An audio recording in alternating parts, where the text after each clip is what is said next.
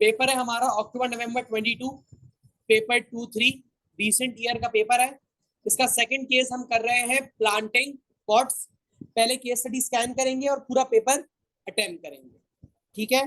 तो बात स्टार्ट हो रही है, Emily and Kabir are entrepreneurs. In 2012 they set up PP in country K, ठीक है। दो लोगों ने एक बिजनेस स्टार्ट किया है PP in country K. As a business grew they converted it from a partnership into a public limited company. इसका legal structure में पता चल चुका है कि पार्टनरशिप से पब्लिक लिमिटेड कंपनी बन चुकी है। Kabir and Emily own 50% of the shares, यानी अभी तक 50% शेयर्स इनके पास हैं, बाकी 50% शेयर्स इन्होंने मार्केट में फ्लोट कर दिए हैं। PP manufactures decorated pots for plants in its factory in country K, यानी डेकोरेटिव पॉट्स बनाते हैं जो ये लोग सेल करते हैं। The pots can be used indoors as well as outdoors. The market for decorated pots is growing in country K and the business environment is dynamic. Some market data is shown in table 2.1. Market तो dynamic है लेकिन market grow हो रही है, यानी और लोग इस इंडस्ट्री के अंदर क्या है, इंटरेस्टेड है और ये वाले पॉट्स खरीद रहे हैं। तो 2020 के अंदर बात करते हैं कि टोटल मार्केट कितनी थी, 3.2 मिलियन की, और 2021 के अंदर वो मार्केट हो गई है 4.1 मिलियन की। अप्रोक्सीमेटली $0.9 मिलियन का इंक्रीज है, ठीक है। सॉरी यूनिट्स है, सॉरी 0.9 मिलियन यूनिट्स का इंक्रीज है। मार्केट सेल्स की बात करते हैं तो मार्केट सेल्स 0.02 मिलियन से बढ़ी है। आगे बात करते हैं कि पीपी के एम्प्लॉइज का डेटा है। इनके पास 4 तरह के एम्प्लॉइज होते हैं। एक डिजाइनर्स होते हैं जो पॉट की डिजाइन पे काम करते हैं, जिनको पीस के हिसाब से पेमेंट की जाती है कि एक पॉट डिजाइन किया तो उसके कितने पैसे हैं, और उनका मेन टास्क है ही क्या कि डिजाइन बना। एक मशीन वाले वर्कर्स हैं जिनको आरटी बेसिस पे पे किया जाता है, ठीक है, और वो बैच प्रोडक्शन के ऊपर मैन्युफैक्चरिंग कर रहे होते हैं। तीसरे सुपरवाइजर्स हैं जो इनको ओवरलुक कर रहे होते हैं और उनको सैलरी मिलती है। क्या मिलती है उनको? सैलरी मिलती है, सही है। और सुपरवाइजर्स क्या करते हैं, डिजाइनर्स को और मशीन वर्कर्स को देखते हैं कि वो काम सही कर रहे हैं या नहीं कर रहे हैं। मैनेजर्स को मिलता है प्रॉफिट शेयरिंग में से हिस्सा, यानी बिजनेस प्रॉफिट कमाएगा उसमें से हिस्सा मिलेगा, और उनका डिसीजन सारे फंक्शनल एरियाज के अंदर HR, मार्केटिंग, फाइनेंस, ऑपरेशंस, इनके ऊपर होता है। The director of PP have decided to build an additional factory, यानी अपने बिजनेस को क्या कर रहे हैं, एक्सपैंड कर रहे हैं, ग्रो कर रहे हैं। The capital cost will be $1.5 million. कितनी होगी? 1.5 million. The additional factory will allow PP to develop its product portfolio. अपने प्रोडक्ट पोर्टफोलियो को बढ़ा सकेंगे, इंक्रीज कर सकेंगे, ज्यादा वैरायटी ला सकेंगे। The construction of the factory can start as soon as the director have decided on a source of finance, कि पैसा कहां से आएगा। ईयर मैंने क्या बोला, कौन सा था आपका? ईयर था आपका अक्टूबर नवंबर 22, पेपर 2 वेरिएंट 3 सेकंड केस। बिस्मिल्लाह कर रहे हैं पहले सवाल के साथ। Define the term batch production. Possible. Even upload किया section में। Batch production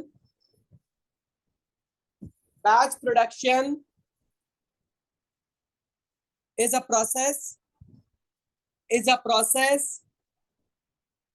in which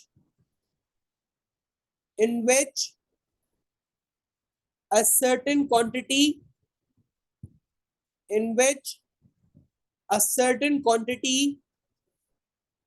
of output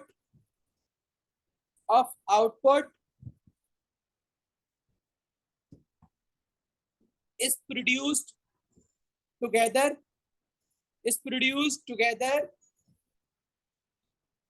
as in the case the pots of a specific design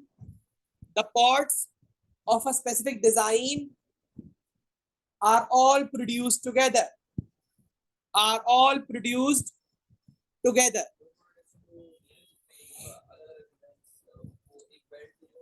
flow production होती है कंटिन्यूस आउटपुट के अंदर, एक ही कन्वेयर बेल्ट के ऊपर continuous output आ रहा होता है, सेम होता है, हर चीज सेम होती है फ्लो प्रोडक्शन में। ये फिर पूरा चेंज होगा तो नया डिजाइन आएगा, फिर वो मास कस्टमाइजेशन में एंड में आते हैं और जॉब प्रोडक्शन होता है। ये 4 है, job production, batch production, flow production और मास कस्टमाइजेशन। हाँ,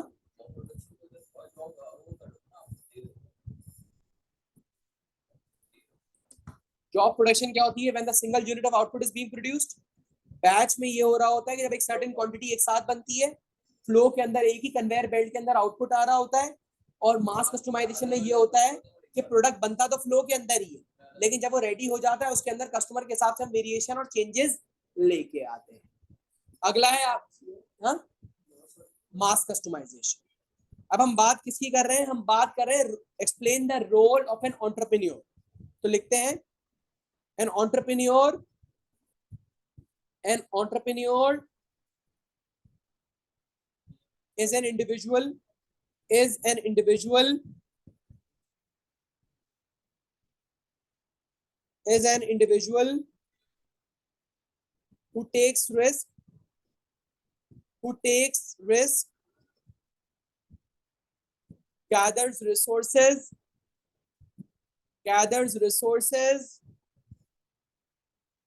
manages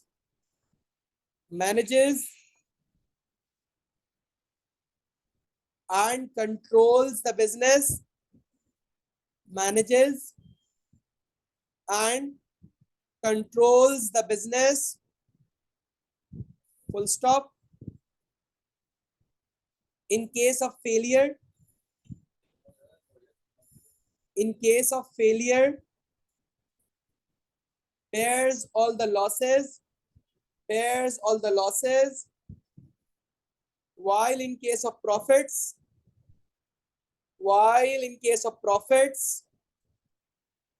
enjoys all the profits. Part B में फर्स्ट पार्ट पूछ रहा है, refer to table 2.1, calculate resources gather करता है, मैनेज करता है, कंट्रोल करता है बिजनेस को। डेफिनेशन वही, डिटेल में वही आंसर है। Refer to table 2.1, calculate the change in PP's market share between 2020 and 2021. Refer to table 2.1. सही है। अब ये है मार्केट डेटा है, सही है। तो मुझे दिखाना है कि पीपी का 2020 में मार्केट शेयर कितना था और पीपी का 2021 में मार्केट शेयर कितना हो गया है। तो मार्केट शेयर का फॉर्मूला क्या है? सेल्स ऑफ द बिजनेस, जो ये है, फिर upon total sales of the market, जो ऊपर वाली है, मल्टीप्लाई बाय 100। तो पहले ये करो, फिर 0.8 डिवाइडेड बाय 3.2 मल्टीप्लाई बाय 100। 25% आ रहा है मार्केट शेयर, 25% आ रहा है, यानी 2020 में हमारा मार्केट शेयर है 25%। 0.8 डिवाइड बाय 3.2। दूसरे वाले का निकालो, 0.82 डिवाइडेड बाय 4.1।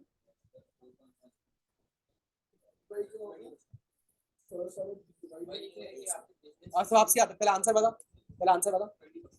अब 2021 में हो गया 20%। वापस बताता हूं, देखो फॉर्मूला क्या होता है? Sales of the business upon total sales of the market multiply by 100। ठीक है, तो पहले 25% था और अब कितना हो गया है? 20%। क्या क्या बेटा, इसने डेसिमल मिस कर दिया होगा, 32 कर दिया।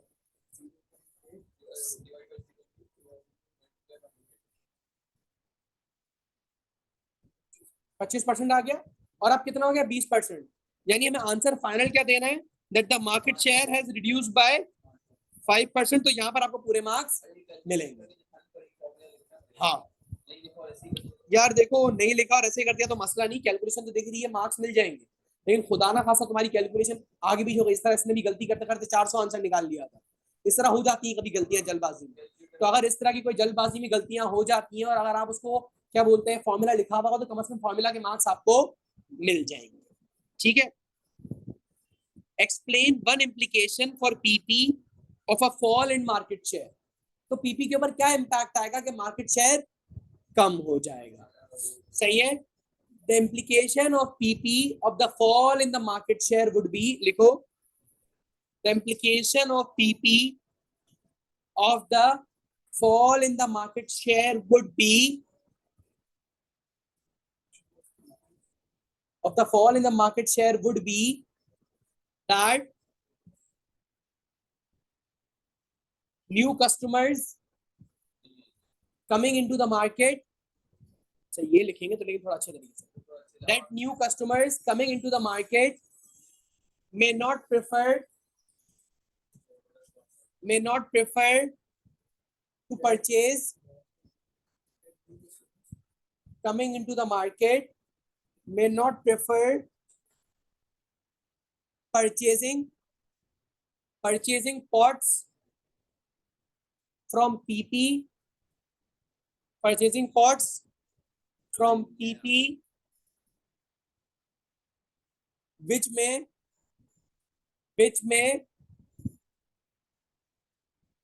create problems,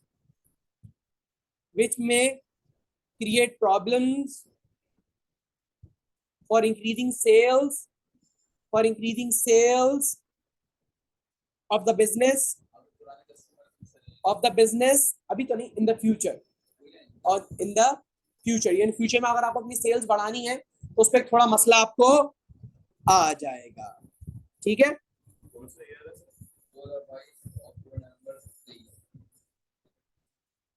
अब हम आगे आपसे बात करते हैं, अगली बात है हमारे पास, analyse 2 factors which may affect PP's choice of a source of finance to build the additional factory. अच्छा, अब इसमें सोर्स ऑफ फाइनेंस नहीं बताना, सवाल क्या पूछ रहा है, analyse 2 factors which may affect PP's choice, किन चीजों की बेसिस के ऊपर पीपी डिसाइड करेगा कि कौन सा सोर्स ऑफ फाइनेंस चूज। सवाल गौर से पढ़ो, ये सोर्स ऑफ फाइनेंस नहीं पूछ रहा तुमसे कि सोर्स ऑफ फाइनेंस हाँ, यानी आपको ये डिपेंड करेगा कि आपको कितनी अमाउंट चाहिए, ये डिपेंड करेगा आपको कितने टाइम के लिए चाहिए, ये डिपेंड करेगा आपका खुद का लीगल स्ट्रक्चर कितना है, ये लीगल स्ट्रक्चर क्या है, दूसरा आपकी ऑलरेडी लायबिलिटी कितनी है, आपका ये पब्लिक लिमिटेड कंपनी है, अगर आप शेयर इशू करने की बात करते हो तो अगर ये फर्दर शेयर इशू करेंगे तो ऑलरेडी 50% पे तो ये आ चुके हैं, तो divorce between ownership and control भी हो सकता है, तो हम वो वाले एलिमेंट्स भी इसमें लिख सकते हैं, ठीक है। तो आंसर लिखते हैं, सही है। सवाल एग्जैक्टली क्या बोला, 2 फैक्टर्स बताओ, सही है। For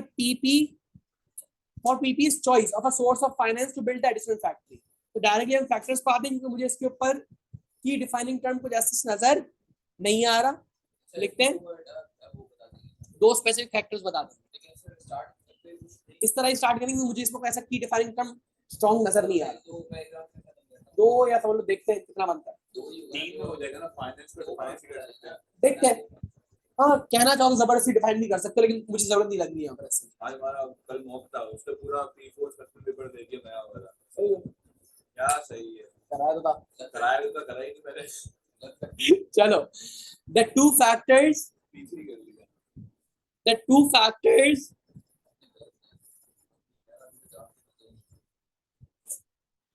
factors which may affect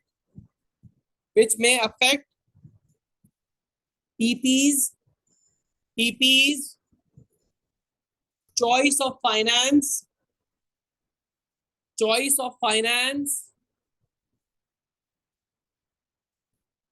would be the amount required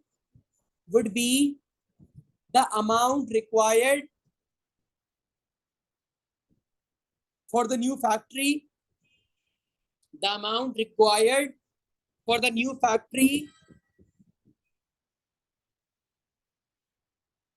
and the legal structure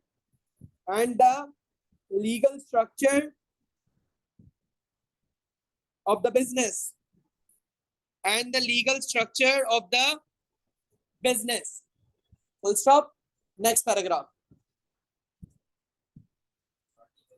start कर दिया ना अगला paragraph,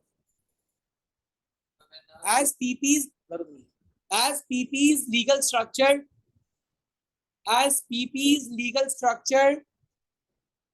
is a public limited company,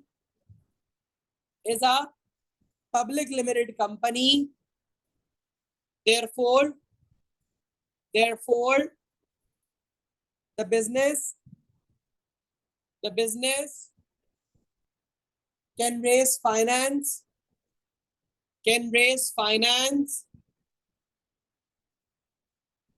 by further issuing shares by further issuing shares to the general public, to the general public,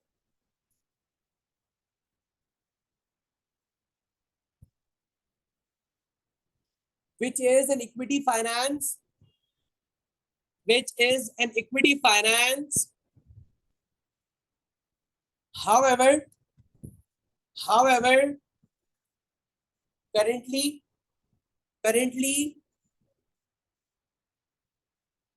Kabir and Emily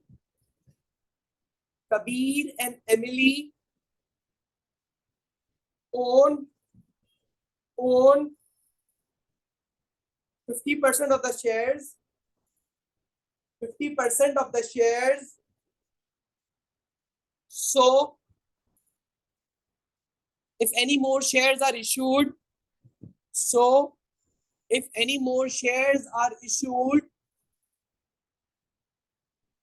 they may experience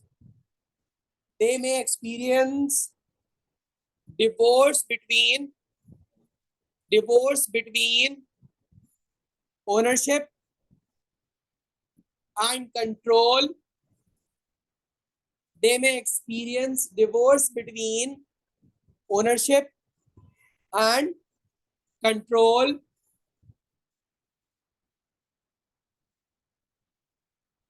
So, PP will need to consider the current number of shares issued in the market,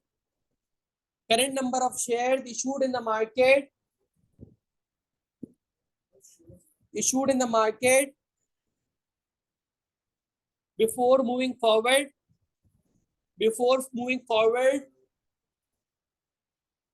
with this option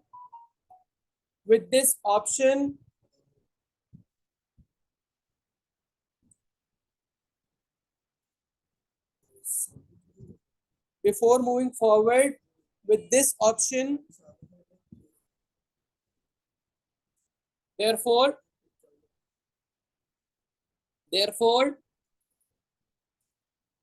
PP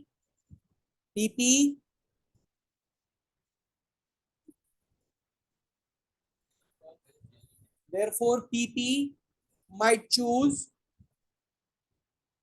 long-term loans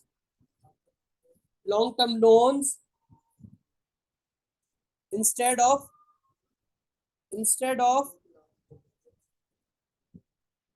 issuance of shares.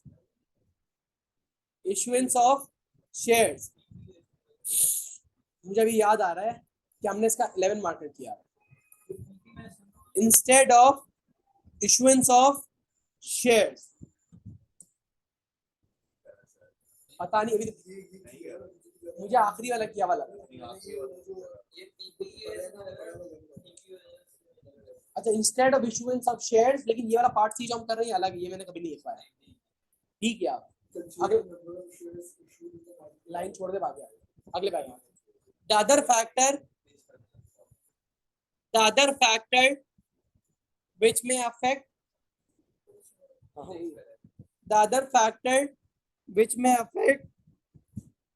PP's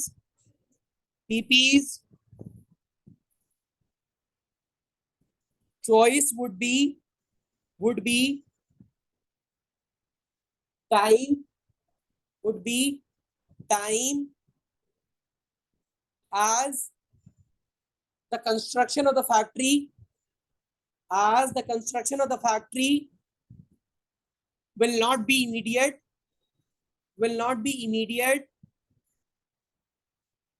while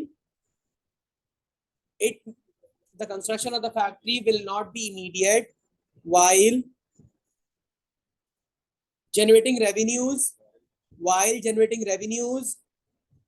and earning from it will take time.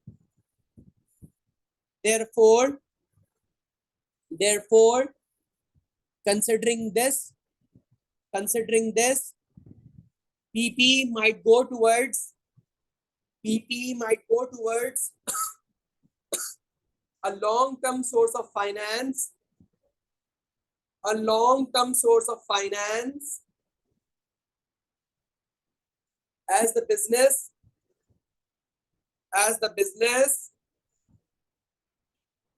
will not be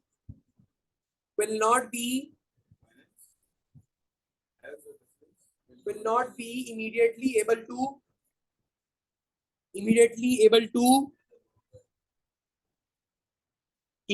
able to pay the amount back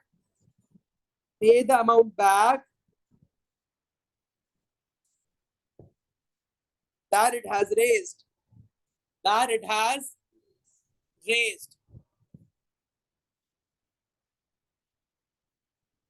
अब जरा हमने जितने answers लिखे हैं ना, जरा उनकी evaluation करते हैं कि हमारे कितने कितने मार्क्स आने चाहिए। पहला सवाल है define the term batch production. तो हमने लिखा है it is a production process in which a particular quantity goes through a process together, यानी इस पे एक मार्क हमारा यहाँ पर हो गया, सही है। और दूसरा हमने फिर नीचे वाला देखो आइडेंटिकल गुड्स होते हैं, बिल्कुल सेम डिजाइन वाली बात हमने करी थी, यहाँ हमारे 2 मार्क्स कंप्लीट हो गए। नीचे आते हैं एंटरप्रेन्योर के ऊपर ना, तो क्या बोल रहा है देखते हैं। रिस्क टेकिंग हमने बात करी थी, ठीक है। और हमने क्या बात करी थी, उस साइड से बिजनेस रिस्क लेता है, होप ऑफ प्रॉफिट की बात करी थी, गैदर रिसोर्स की बात करी थी, मैनेजेस की बात करी थी। सो यहाँ पर सारी चीजें कवर हो गई हमारी। नीचे आते हैं हम किसके अंदर, तो उसकी एक्सप्लेनेशन पर फॉर्मूला हमने लिख दिया 25 से 20%, 5% का डिक्लाइन हमने बताया था, ये 3 मार्क भी हमारे पूरे हो गए। फिर नीचे आओ, one implication of the fall in the market share, ठीक है। तो क्या हो सकता है, कंपटीशन बढ़ रहा है, अच्छा सही है, नीड टू करना पड़ेगा, सही है। डिक्रीज इन डिमांड वाला पॉइंट हमने पकड़ा था कि हाँ एनी रेलेवेंट आंसर, सही है। हाँ तो हमने वो डिक्रीज इन डिमांड वाला पॉइंट पकड़ के अपना आंसर लिखा था, तो ये मार्क्स भी सही है हमारे। आगे आते हैं एनालाइज टू फैक्टर्स व्हिच में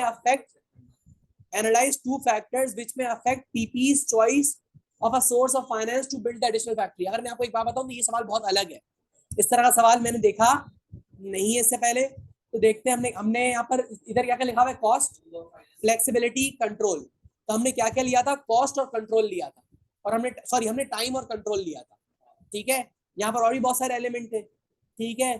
फिर हमने आगे एनालिसिस की बात करते हैं, तो हमने अभी रीपेमेंट की बात करी, अफोर्डेबिलिटी ऑफ रीपेमेंट की बात भी करी हमने शेयर इशू के अंदर लूज ऑफ कंट्रोल की बात भी करी एनालिसिस के अंदर, पे बैक करने वाली बात भी करी। तो यानी ये सवाल ये नहीं था कि आप सोर्स ऑफ फाइनेंस बताओ क्या चूज करना है। इस सवाल में फोकस क्यों कर रहा हूँ, क्योंकि अक्सर सवाल आते हैं बताओ भाई कौन सी सोर्स ऑफ फाइनेंस तुम्हें इस्तेमाल करनी है। ये सवाल घुमा के था, अगर बच्चे ने इसको गौर से नहीं पढ़ा तो उसने सिर्फ बोल दिया भाई आप लोन ले लो, आप है ना शेयर इशू कर दो, आप है ना क्या बोलते हैं लीज पे फैक्ट्री ले लो, आप हायर परचेज कर लो, आप बच्चे ये लिख देते। हाँ लेकिन सवाल बोल रहा है कि जब तुम कंसिडर कर रहे हो तो क्या क्या चीजें बैकड्रॉप में देखोगे कि तुम्हें किस सोर्स ऑफ फाइनेंस के साथ जाना चाहिए। ना जैसे फॉर एग्जांपल मैं बता रहा हूँ मुझे गाड़ी लेनी थी, तो मैंने पहले कंसिडर किया अगर मैं बैंक से फाइनेंस करवाता हूँ तो मैंने ये कंसिडर किया कि भाई मुझे वो गाड़ी के पीछे एक्सपेंस कितना पड़ेगा, कि उस पर इंटरेस्ट कितना, मुझे ये चीजें देखनी है before choosing a source of finance. तो ये सवाल ये पूछ रहा है कि जो बिजनेस है, हाँ तो ये बिजनेस पूछ रहा है कि जब ये PP as a source of finance decide कर रहा है तो पीछे क्या क्या चीजें देखिएगा। सोर्सेस को नहीं आ रहा था, यही तो गलती कर रहे हो तुम। मतलब जो सोर्स है आइडेंटिफाई करने से पहले जो, हाँ वो चीज है कि कॉस्ट, टाइम, आपका लीगल स्ट्रक्चर, आपकी करंट लायबिलिटीज, फिर आप डिसाइड कर दो कि आपको पैसा कहां से रेज करना है। यानी थोड़ा हटके सवाल था, इससे पहले मैंने ये वाला सवाल देखा नहीं है। अच्छा आखिरी सवाल है, रेफर टू टेबल 2.2, बता दो। Refer to table 2.2 and other information. Evaluate PP's use of different payment methods for its employees. इस सवाल में बताऊं क्या करना है तुम्हें। सवाल बोल रहा है इवैल्यूएट करो पीपी जो पेमेंट मेथड इस्तेमाल कर रहा है, सही है। तो सवाल के अभी इस सवाल के पॉइंटर्स लिख लो अपने पास, सही है। हाँ नहीं इसके पॉइंटर्स लिखो, तुम अभी लिखोगे, ठीक है। पहला पॉइंटर लिखो, डिफाइन पेमेंट सिस्टम या इंसेंटिव्स। ये पेमेंट सिस्टम्स होते क्या, मैं तरीका बता रहा हूँ कि आंसर कैसे लिखोगे। सही है। पहला पार्ट आप क्या लिखोगे इसके अंदर, क्या आप बताओगे कि पेमेंट्स या फाइनेंशियल इंसेंटिव्स होते क्या है, और फाइनेंशियल इंसेंटिव्स। इस सवाल के अंदर समझ लो तुम्हारे बनेंगे 4 पैराग्राफ्स। वो तो वन लाइनर हो गया, उसके अलावा 4 बनेंगे, क्योंकि एक क्रिएटिव डिजाइनर वाला पैराग्राफ बनेगा, एक मशीन वर्कर वाला पैराग्राफ बनेगा, एक सुपरवाइजर वाला पैराग्राफ बनेगा, एक मैनेजर वाला पैराग्राफ बनेगा, और हर मेथड के तुम्हें फायदे और नुकसान बताने हैं। क्योंकि सवाल क्या पूछ रहा है कि इवैल्यूएट पीपीज यूज ऑफ, और फिर एंड में तुम्हें अपना ओपिनियन भी देना है। Creative designer, machine worker, supervisor और मैनेजर, और फिर एंड में तुम्हें अपना एक कंक्लूजन भी देना है कि इसका ये इतने सारे मेथड्स अलग अलग इस्तेमाल करता है, तो ये काम सही कर रहा है या इसको कुछ चेंज करना चाहिए। इवैल्यूएट करने का बोल रहा है ना, तो एंड में तुमसे भी थोड़ा सा कुछ मांग रहा है। तो देखो हर मेथड की तुम्हें प्रोज एंड कॉन्स और उसका इनिशियल इंट्रोडक्शन पता होना चाहिए। तुम बताओगे पी सेट सिस्टम क्या होता है कि you are paid according to the output you produce, as in the case designers are making designs. सही है। So the greater the number of designs the more they are going to get paid. लेकिन फिर आप इसमें criticism डालोगे कि designers का फिर फोकस क्या होगा कि बस है ना, जितनी ज्यादा डिजाइन हो जैसे तैसे वो डिजाइन दे, जिससे उसकी पे क्या हो जाए, बढ़ जाए। वो एक माइनर से चेंज करके ही बोलेगा नई डिजाइन है। सही है। और इसमें ये होगा कि अगर डिजाइन आपके लिए यूजफुल नहीं होंगे और अगर आपने पेमेंट मेथड यूज किया हुआ है तो डिजाइन जैसा भी आपको पे करना पड़ेगा। सही है। Which might be an expensive thing for the business. तो अगर हम इसको चेंज कर दें उसमें कि when the designs are successfully accepted, then you are going to get paid a certain percentage of this particular amount. सही है। then it might be more appealing to the designers कि फिर वो अच्छे से अच्छा डिजाइन बनाए जो लोगों को अपीलिंग भी लगे और अच्छा भी लगे। ऐसा ना हो कि बस just for the sake of design वो डिजाइन बना रहे हैं, जिससे उसका डिजाइन तो बहुत सारे होंगे लेकिन शायद वो अच्छे या इनोवेटिव ना हो। फिर मशीन वर्कर्स की बात करोगे, टाइम पे काम करते हैं और ये बैच प्रोडक्शन में काम करते हैं।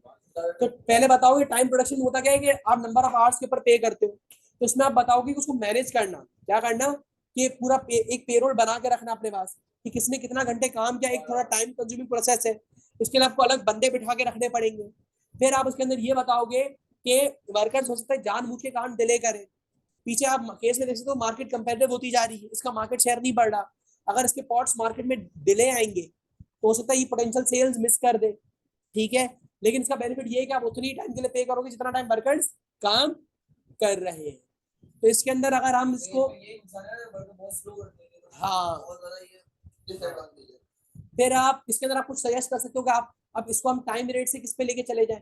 सही है कि इसको हम ये कर दें दैट हम इसको कह लें कि B set a time rate as well as we set targets for the workers that in this particular time you need to make these particular pots, और अगर इतने pots बन गए तो हम आपको एक एडिशनल बोनस देंगे जिससे जो वर्कर्स स्लो हो सकते हैं वो काम खत्म हो जाएगा।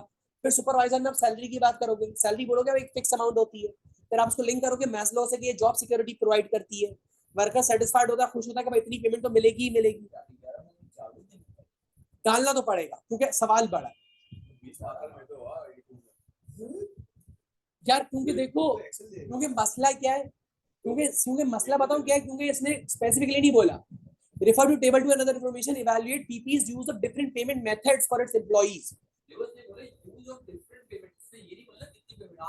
तीन लिख लो, तीन लिख लो। लेकिन अगर टाइम बचता तो आई वुड मैं होता तो मैं सारे लिखता, मैं रिस्क नहीं लेता। हाँ, तो अगर आप इसका सुपरवाइजर्स की बात करो तो सैलरी में जॉब सिक्योरिटी मिल जाती है और इनको ओवरलुक करना है। लेकिन हो सकता है फिर ये मैनेज सुपरवाइजर्स क्या करें कि ना भाई वो उतने प्रॉपर्टी तरीके से देखे ही ना, मतलब उनको सैलरी तो मिल ही रही है तो ऊपर ऊपर से देखें, मेन एरिया से फोकस ही ना करें। सही है। तो इनका भी हम इनको किसी न किसी तरीके से इनका कोई अप्रेजल सेट कर दें कि हमने अप्रेज किया और आपका टारगेट था दिया, तो इस तरीके से।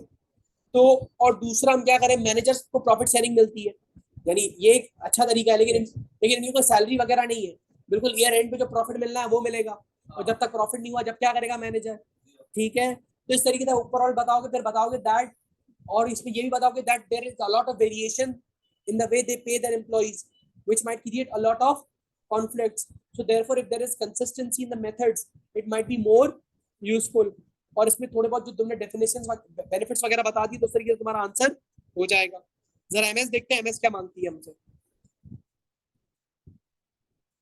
एमएस देखो ये सब बता रही है, public limited company, growing market है, ठीक है।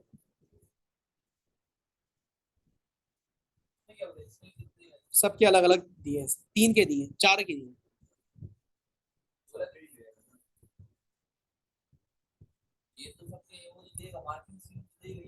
एक सेकंड अंडरस्टैंडिंग 2 2 में बात करिए, ठीक है।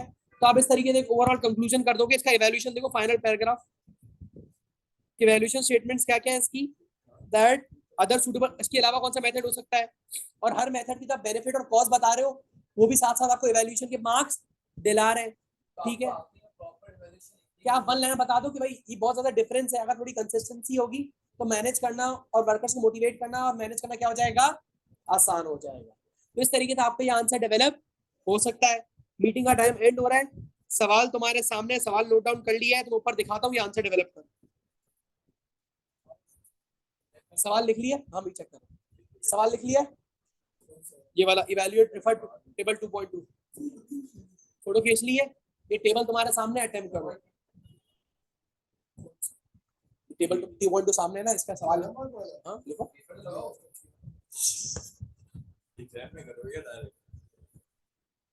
सही है, शुरू करो।